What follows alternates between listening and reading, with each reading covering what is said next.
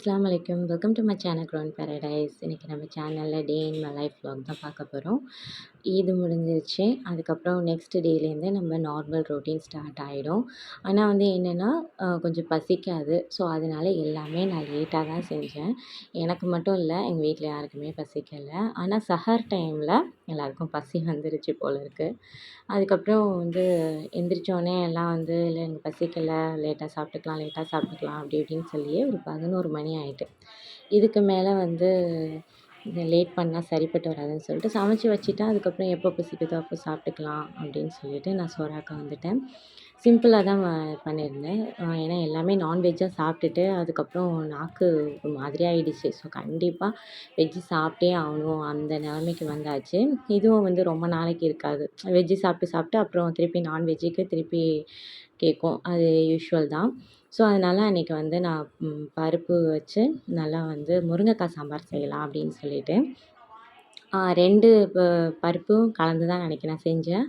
மைசூர் தாலும் அதுக்கப்புறம் நார்மல் துவரம்பருப்பும் சேர்த்து தான் நான் வந்து இப்போல்லாம் வந்து அப்படி தான் நான் சாம்பார் வைக்கிறது.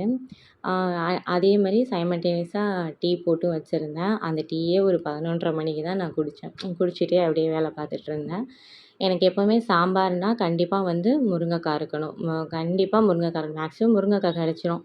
முருங்கைக்காய் கிடைக்காத சீசனில் மட்டும் நான் வந்து முள்ளங்கி போட்டு செய்வேன். மற்றபடி எல்லா காய்கறியும் போட்டு நான் சாம்பார் வைக்க மாட்டேன். ஏன்னா வந்து காய்கறி ஆனத்தில் இருந்துச்சுன்னா விலையாகாது. கேரட்டை பச்சையாக கூட சாப்பிட்ருவாங்க. அந்த கேரட் ஆனத்தில் போட்டுட்டா அது இறங்கவே இறங்காது. அது பொரியல்லாம் பண்ணிட்டா சுத்தம். அது யாருமே திரும்பி பார்க்குறதில்ல. இதனாலேயே நான் யோசித்து ஒவ்வொரு காய்கறியாக வாங்க வேண்டியதாக இருக்குது. அன்றைக்கி முருங்கைக்காய்ங்கிறபோது முருங்கைக்காய் எல்லோரும் விரும்பி எல்லாம் சாப்பிடுவாங்க. ஸோ அது மட்டும் இல்லாமல் சாம்பார்னாவே முருங்கைக்காய் சாம்பார் தான் ரொம்ப டேஸ்ட்டாக இருக்கும்.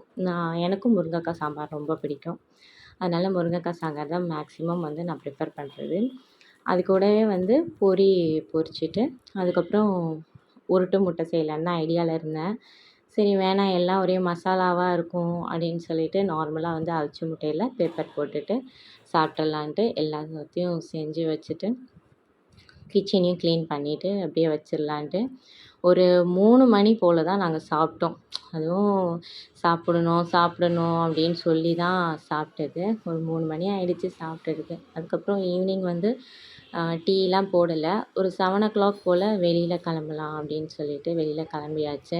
அந்த கரெக்டாக அந்த நோன்பு திறக்கிற டைமுக்கு எல்லாருக்கும் பசி வந்துருச்சு. ஸோ அதனால் வெளியிலேயே போகும்போதே ஃபஸ்ட்டு ஹோட்டல் தான் போயிட்டு ரவா தோசை சாப்பிட்டுட்டு அப்புறம் அங்கேருந்து நாங்கள் பீச்சுக்கு போயிட்டோம். ஏன்னா வந்து நான் ஈது நாள் அன்னைக்கு வந்து நான் வெளியிலே போகலை. எனக்கு கால் வலி பத்தாததுக்கு வந்து நாள் ஃபுல்லாக நைட்டு ஃபுல்லாக கண் முழிச்சு வேலை பார்த்தது. அப்புறம் அதுக்கு முன்னாடி நாள் இப்படி தொடர்ந்து வேலை இருந்ததுனாலே வந்து எனக்கு ரொம்ப டயர்டாக இருந்துச்சு. அதனால் நான் வெளியில் வரலன்னு சொல்லிட்டேன். ஸோ அதனால் அன்றைக்கி வெளியில் போகலை. ஸோ அதனால் நெக்ஸ்ட்டு நாள் வந்து இந்த மாதிரி பிளான் பண்ணி வெளியில் வந்தோம். ரொம்ப நேரம் ஸ்பெண்ட் பண்ணோம். ரொம்ப நேரம் நல்லா படுத்தாச்சு. மண்ணில் நல்லா படுத்து நல்லா ரிலாக்ஸ் பண்ணிவிட்டு அதுக்கப்புறம் தான் நாங்கள் வீட்டுக்கு கிளம்பி வந்தோம். இப்படி தான் எனக்கு நெக்ஸ்ட் டே வந்து போச்சு.